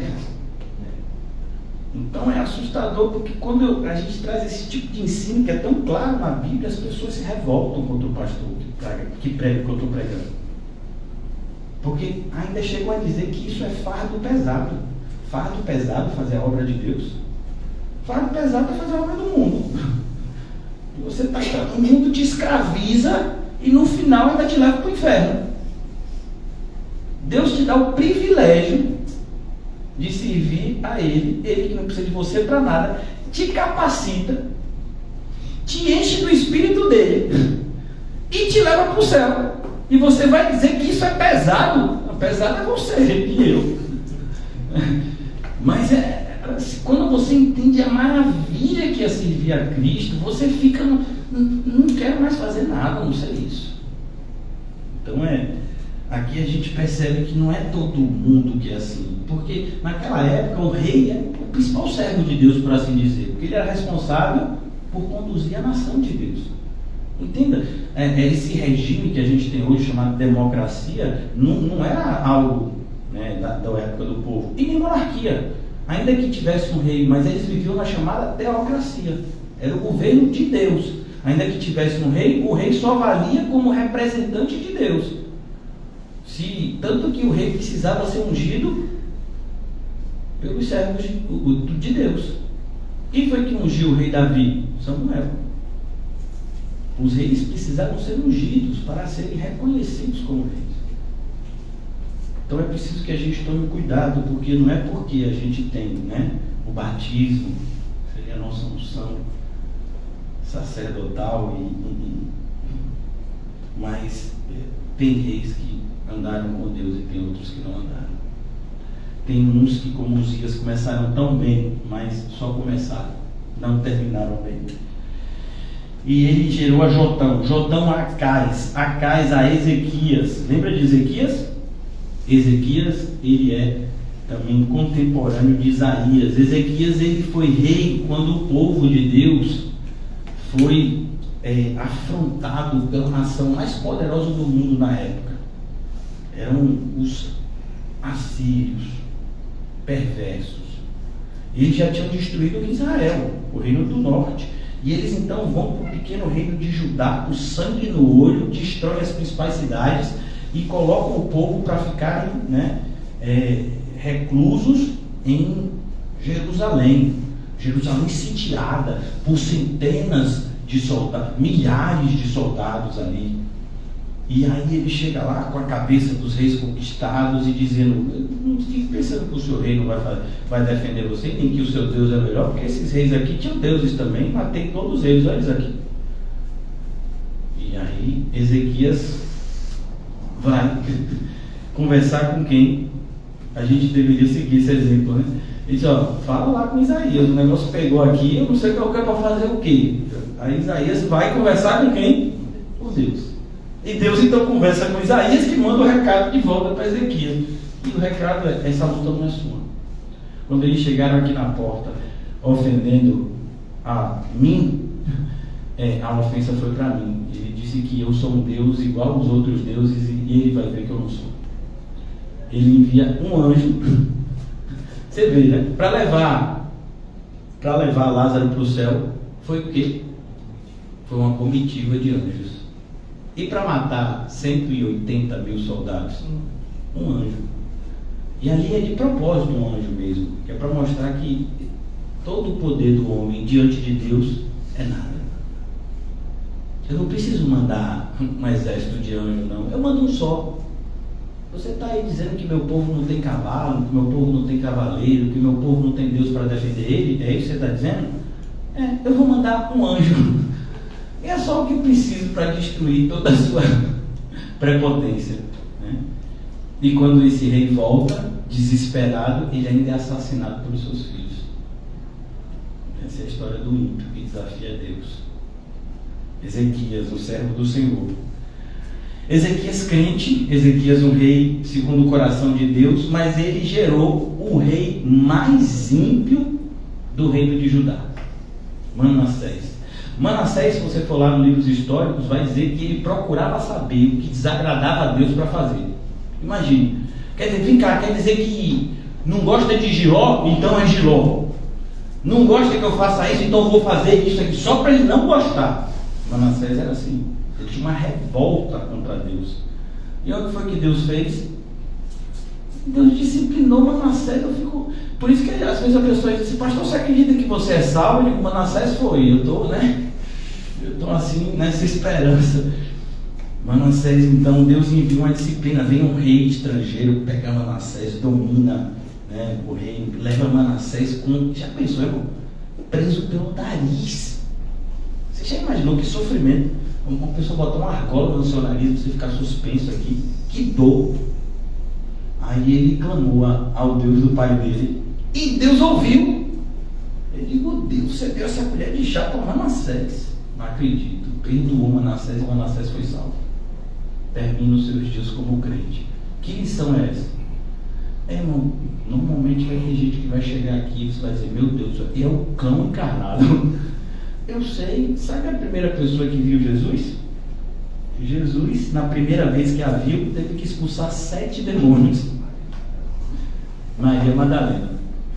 7 demônios Jesus teve que expulsar. E não é quantidade ali não, viu? É para dizer como ela era endemoniada. Tem um desses filmes, eu acho que é... Eu gosto desse filme até. Ressurreição. São esses filmes assim que fazem, que tem um contextozinho bíblico que rapidamente desaparece, porque o cão não quer que a gente assista. E conta a história, né? Não é uma história bíblica, assim, mas traz uma narrativa que tem princípios bíblicos. Um centurião que fica impactado, ele está encarregado para descobrir onde estaria o corpo de Jesus, e ele acaba vendo que Jesus ressuscitou. E nessa pesquisa, ele fica sabendo de Maria Madalena. E Maria Madalena era uma pessoa assim, bem complicada, né? E ele falou: pois é, a primeira pessoa que viu Jesus, Maria Madalena. E o evangelista faz questão de dizer: 7 demônios. Você acha que tem alguma irmãzinha complicada na igreja? É que você não viu Maria Madalena na época dela. O negócio pegava ali, meu filho. Bom, de onde é por quê? É o quê? Você da Maria? Amém. Eu sou Madalena, rapaz. Estou acompanhado de 7 demônios. Mas quando viu Jesus, virou, meu filho, uma ovelhinha. É assim que ele faz, né? Então, Ezequias gerou a Manassés, e Manassés a Amon, Amon a Josias, Josias gerou a Jeconias, e os seus irmãos no tempo do exílio da Babilônia. E aqui é maravilhoso, por quê? Porque parece que o plano de Deus não vai acontecer. O que aconteceu? Os babilônicos conseguiram fazer o inimaginável. Eles invadiram Jerusalém e destruíram o templo de Deus. Aí o povo fica, né? Como assim? Destruíram o templo? Porque o povo botava tanta confiança no templo que se esqueceu de Deus. E Jeremias disse: Deus vai destruir tudo aquilo. Na época que os babilônios invadiram, o povo tentou se esconder dentro do templo, porque acreditava que no templo eles estariam protegidos. O mesmo pensamento que tiveram os filhos de Eli quando levaram a Arca da Aliança e foram mortos. Então, não pense que esse ambiente aqui nos protege. Não, o que nos protege é Cristo. Amém. Então, se nós estamos reunidos aqui, aqui só é igreja enquanto nós estamos reunidos aqui. A mesma coisa no Alto das Pombas. O Alto das Pombas é um salão.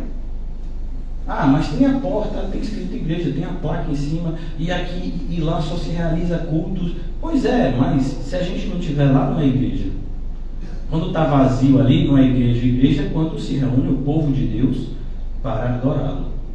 E a gente, onde estiver, é igreja. E o povo não se ateve a isso. E olha que Jeremias pregou na porta do templo, viu? Dizendo que Deus estava reprovando o que eles estavam fazendo lá dentro. E Deus então enviou os babilônios que destruíram o templo, e as pessoas que se esconderam lá dentro morreram queimadas, porque a ordem dos babilônios foi: fecha o templo e toca fogo com o povo aí dentro. E aí o povo disse: agora não tem mais solução para a gente, destruir o templo, destruiu Jerusalém, o Messias tinha que vir daqui, o Messias tinha que entrar no templo, todas as promessas que tem lá no Antigo Testamento. Mas é isso, o plano de Deus, ele sempre vai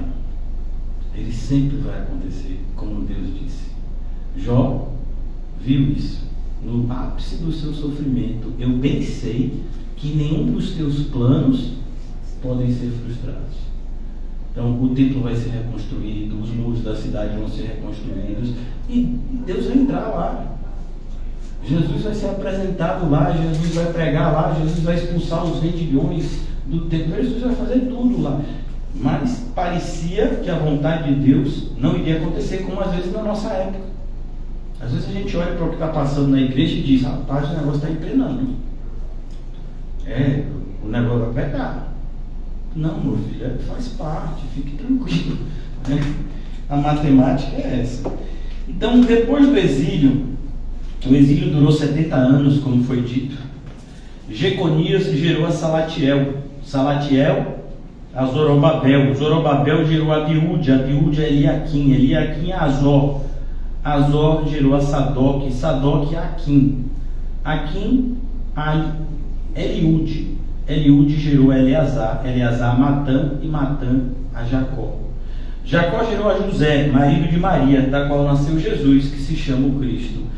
E isso é maravilhoso. Isso tudo aconteceu nos 400 anos que Deus ficou calado. Deus trabalha em favor daqueles que nele esperam. Então, quem faz zoada é eu e você. Deus não faz zoada quando trabalha. Deus não precisa fazer zoada. Por quê? Porque os seus filhos o adoram. Porque ele é Deus. E aqueles que não são dele não vão adorá-lo em hipótese alguma, mesmo quando ele faça inúmeros sinais, como a gente vê lá em Apocalipse. As pessoas vão murmurar mais ainda. Então, quem tem que adorar a Deus, adora a Deus. E Deus não precisa produzir nenhum sinal para que eu adore. E mesmo que Deus produza inúmeros sinais, quem não adora, não irá adorá-lo. Jesus disse que as ovelhas dele ouvem e seguem. E quem não segue? É porque não são suas ovelhas. Existem dois grupos de pessoas religiosas: os que buscam sinais e os que buscam sabedoria.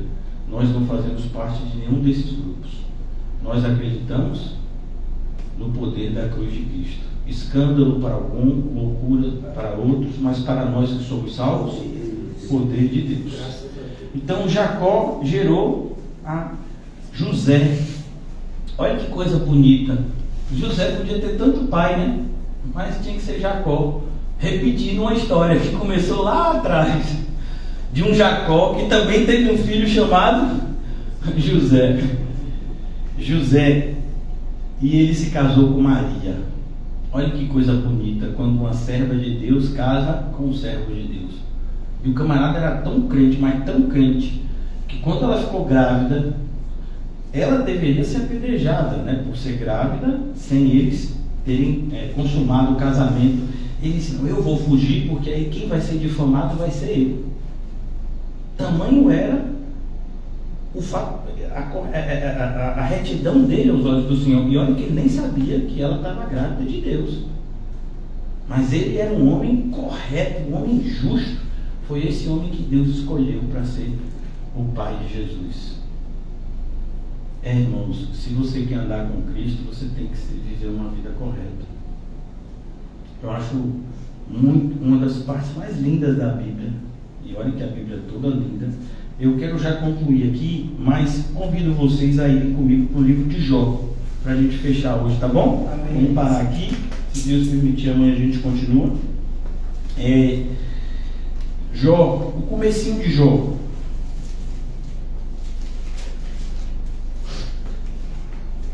Jó a gente vai encontrar lá no céu, viu? Você já vai ter intimidade com ele aqui. Chegar lá: Jó, eu te conheço, sei da sua história. Jó capítulo 1. O que eu acho, eu acho tão lindo essa parte, porque aqui é Deus que está dando testemunho de Jó. E eu queria que a gente pensasse: se Deus fosse dar um testemunho da gente, qual seria? E isso está acontecendo hoje, né? Porque Deus sabe o que a gente faz. Deus sabe quem somos. E não é a gente: eu vou ter que ter agora 10 anos para melhorar o meu testemunho com Deus. Não. Você precisa apenas de um momento para que sua vida mude para sempre. Mas olha como é que a gente teria que buscar viver a nossa vida. Havia um homem na terra de Uz, versículo 1 do capítulo 1 de Jó, cujo nome era Jó. Homem íntegro e reto. O que é uma pessoa íntegra? Eu já sei, pastor, uma pessoa que é integral, ela não engorda. Não, íntegro é uma pessoa que é a mesma pessoa na frente e por detrás. Não faz o que faziam, o que fizeram de falar mal por detrás. Não fala. O íntegro é aquele, e não é que fala mal na frente. Não, ele não fala mal, ele é íntegro. O íntegro é aquele que faz o bem, e ele faz o bem. Sempre, eu não preciso fazer o bem na sua frente para você me reconhecer que eu fiz o bem para você. Não, eu faço o bem. E se eu tiver que fazer o bem para você, eu faço. Muitas vezes talvez você nem saiba que eu fiz o bem para você. Por quê? Porque eu estou na presença de Deus o tempo todo. E toda vez que eu faço o bem para alguém, é para a glória de Deus e para agradá-lo. Porque eu sei que tratar bem ao meu semelhante agrada ao meu Deus. Isso fala de integridade. É uma pessoa que não está dividida em partes. Ela é uma pessoa que está plenamente unida para fazer a vontade de Deus. Jó é íntegro. Se você encontrasse Jó a qualquer momento do dia, você diria: Jó é correto. Rapaz, eu estava olhando o Jó de longe assim, porque eu imaginava que isso daí não pode ser verdade. O camarada tão correto quanto o Jó, ele deve fazer umas coisas erradas. Por isso eu instalei uma câmera. Botei um negócio de um drone voando sobre lá e fiquei só esperando o momento que Jó ia fazer algo de errado. O miserável não fez nada. Tudo que eu pude ver foi ele orando e pedindo perdão a Deus de coisas que eu nem vi que era errado. E ele pedia perdão até disso. Esse homem é maluco? Ele não existe? Existe, ele existe. E os cristãos verdadeiros sempre foram raros, mas existem. É uma pessoa que é íntegra. Aonde você encontrar com Jó, Deus está com ele. E Jó sabe disso. E ele é reto. O que é uma pessoa reta? É uma pessoa que não se desvia. Então imagine que você, como tem até no filme O Peregrino, você está andando e diz: ó, você tem que andar aqui por esse caminho reto, que é para você chegar onde você quer chegar. Mas nesse caminho reto tem uma montanha enorme. E aí você vai ter que subir a montanha e descer a montanha. Aí você pensa, como no livro Peregrino, né? Se eu der um contorno aqui por baixo, vai ser melhor. Eu evito a subida e a descida, que são perigosas, e aí dou uma desviada por aqui. Vai dar no mesmo lugar? Não vai não. Deus que colocou aquela montanha com um propósito específico de selecionar aqueles que vão chegar no lugar que Ele mandou. O caminho é reto. Não acha que você pode desviar e depois lá na frente se juntar de novo ao pessoal que subiu a montanha da dificuldade. É por isso que a gente vai encontrar pessoas na igreja, às vezes com o mesmo tempo de igreja, e um maduro, firme na fé, e outro que nem parece que é crente, totalmente imaturo, com decisões infantis o tempo todo. Mas tem a mesmo tempo de igreja. Mas um subiu o monte da dificuldade, desceu. E você viu lá em Tiago, que é justamente essas provações que nos amadurecem. Então essas dificuldades estão na nossa vida com o bendito propósito de nos amadurecer. Se a gente evita as dificuldades, como é que a gente vai amadurecer? Cada vez que tem uma dificuldade, sabe Matrix? Eu me desvio dela, tchau.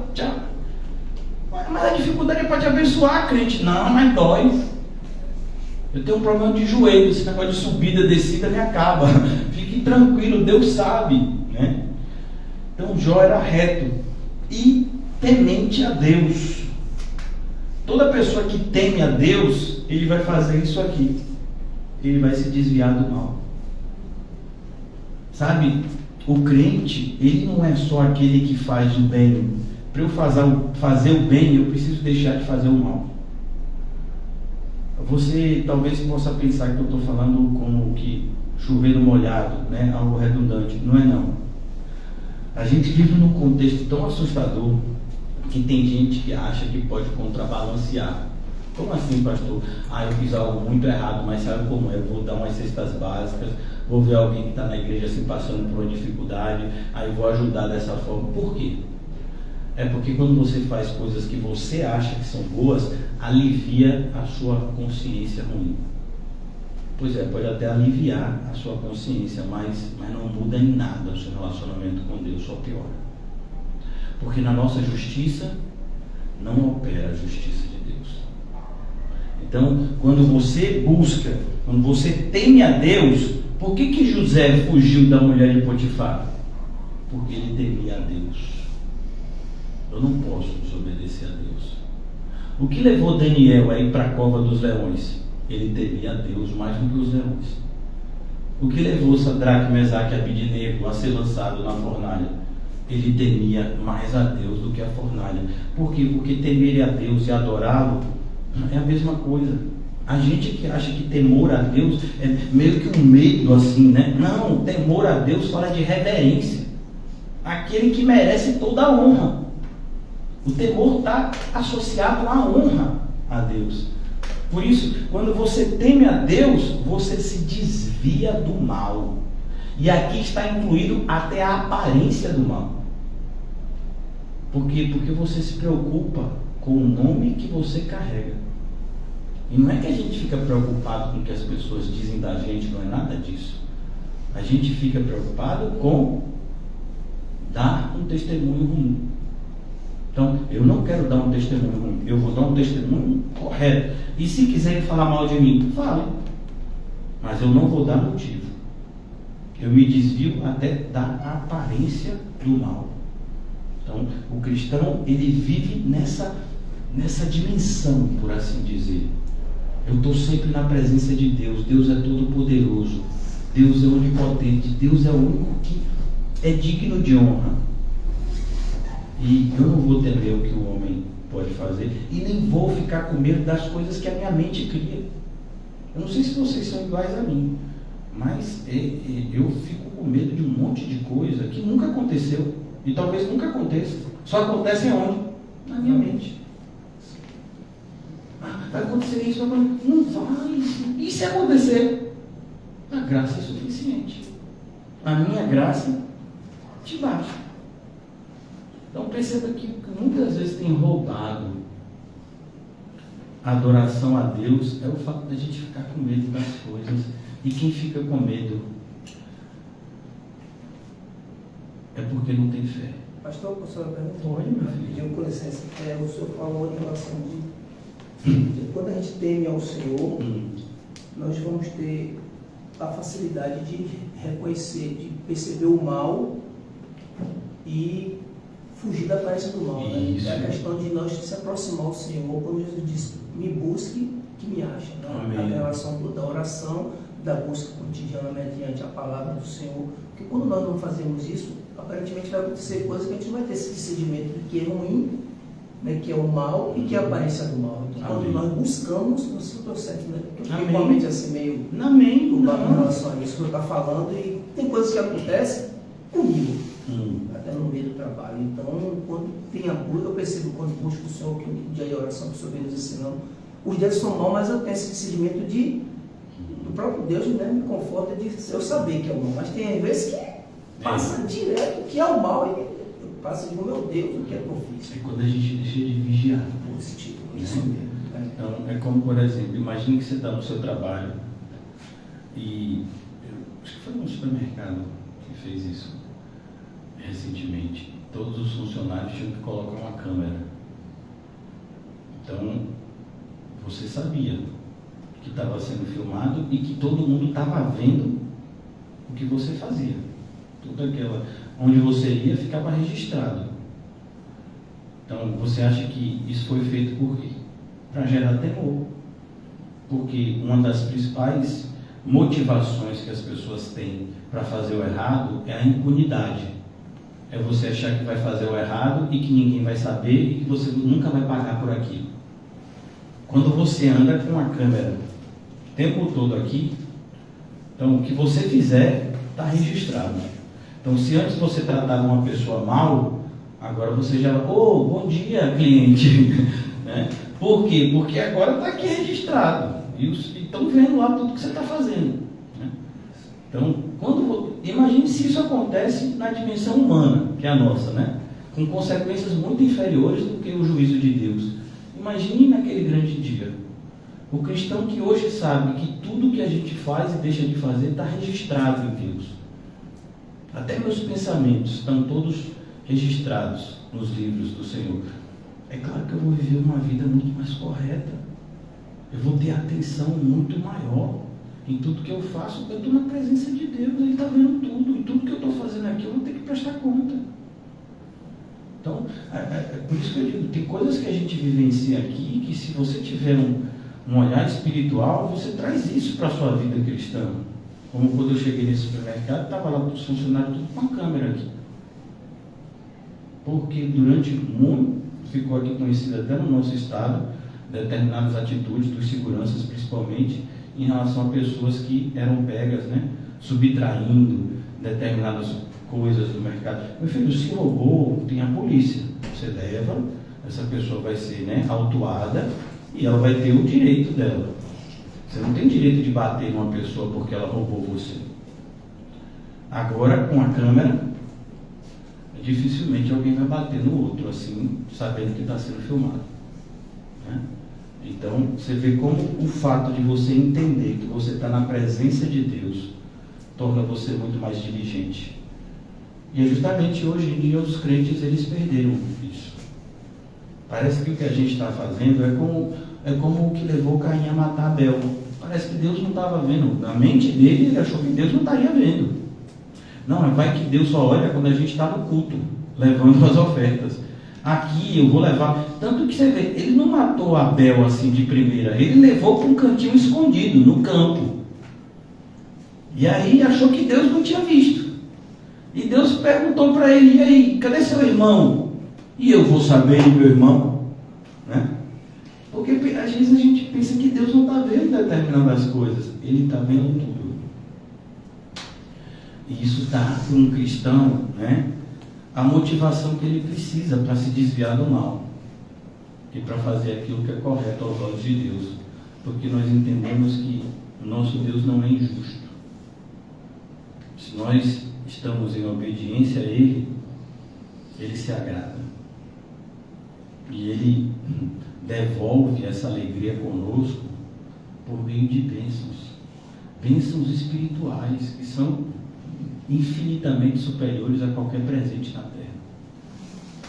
Lá em Efésios, Paulo começa: nós já fomos abençoados com todas as bênçãos espirituais. Então, quando a gente olha aqui para Jó, e eu quero concluir já, é isso. É você entender que esse é o tipo de cristão que a gente tem que ser. Pastor, mas Jó vai passar por uma série de dificuldades. Eu sei, você também. Como todo cristão, nós chegaremos ao céu depois de passarmos por muitas dificuldades aqui na terra. Mas a grande questão é: a gente vai chegar no céu, como João. A dificuldade, ela é um divisor de águas, como a gente viu na parábola do semeador. O sol, quando veio, ele matou aquela plantinha que não tinha raízes. Ouviu a palavra, rapidamente a recebeu com alegria, mas não tinha raízes. Na primeira provação, morreu, porque não tinha raízes. Então é preciso que a gente, irmãos, e hoje a gente deu início a esse estudo, né, do Evangelho de Mateus, é preciso que a gente reconheça o que o Evangelho propõe para nós. E o Evangelho de Cristo nada tem a ver com o que se ensina nos dias atuais do movimento evangélico. Parece que as palavras que estão mais ligadas ao movimento evangélico dos nossos dias é triunfo, sucesso, riqueza, zoada, gritaria, bagunça, desordem. Todas essas palavras parece que estão, né, em sintonia com o movimento evangélico dos nossos dias, mas não estão em sintonia com a Bíblia e nem com o Evangelho de Jesus Cristo. Hoje nós não estamos lendo o Evangelho de Mateus. A gente fala isso porque a gente fala, né, de forma reduzida, mas é o Evangelho de Jesus Cristo segundo escreveu Mateus. Porque o Evangelho é de Jesus. Nós temos 4 escritores na Bíblia dos Evangelhos, mas o Evangelho é de Jesus Cristo. João escreveu sobre isso, Mateus escreveu sobre isso, Lucas escreveu sobre isso e Marcos escreveu. Mas o Evangelho é de Jesus Cristo, é a boa notícia que ele veio trazer. Todo aquele que crê em mim não verá a morte, porque já passou da morte para a vida eterna. Então, que nós possamos fazer aproveitar a oportunidade de recomeçar, porque nem todos têm essa oportunidade. Nem todos têm a oportunidade que nós estamos recebendo hoje, de recomeçar, de reaprender coisas que nós julgávamos já saber, e que quando fomos provados, fomos reprovados. Então, que o Senhor nos ajude a aproveitar essa demonstração grandiosa da sua misericórdia para conosco. Obrigado, Senhor, por essa oportunidade que o Senhor nos concede de mais uma vez nos debruçarmos na tua mensagem acerca da tua vinda, Senhor, da tua obra e de tudo o quanto o Senhor produziu em nosso benefício por meio do sangue, do seu sangue perfeito que foi derramado em nosso favor. Senhor Jesus, que os nossos olhos estejam abertos, ouvidos, atentos, e que não venhamos a perder nenhum dos teus maravilhosos ensinos. E mais do que isso, Senhor, que esse estudo nos transforme. Como a tua palavra nos ensina, somos santificados pela verdade, a tua palavra é a verdade. Que seja sempre assim, Senhor, muito mais ainda nesse estudo que estamos fazendo agora no Evangelho, segundo escreveu nosso amado irmão Mateus. Ajuda-nos, Senhor, a nos enquadrarmos ao teu plano para nós, porque é a tua vontade que é boa, perfeita e agradável, não a nossa. São os teus ensinos que são perfeitos e não a nossa própria imaginação, Senhor. Livra-nos de todo engano e que a tua verdade, Senhor, reine sobre nós para sempre. Despede-nos em paz e oramos pela nossa comunidade local, Senhor. A comunidade que o Senhor nos deu a congregar. Que nós possamos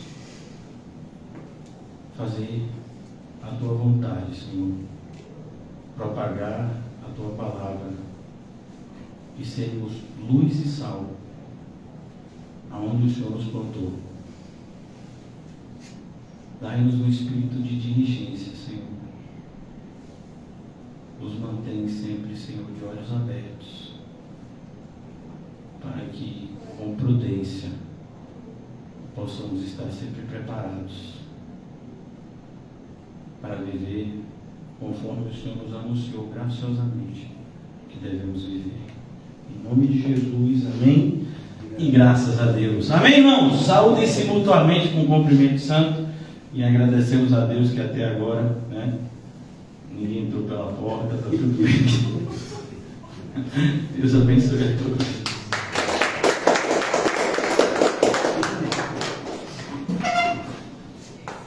O amor está conferindo.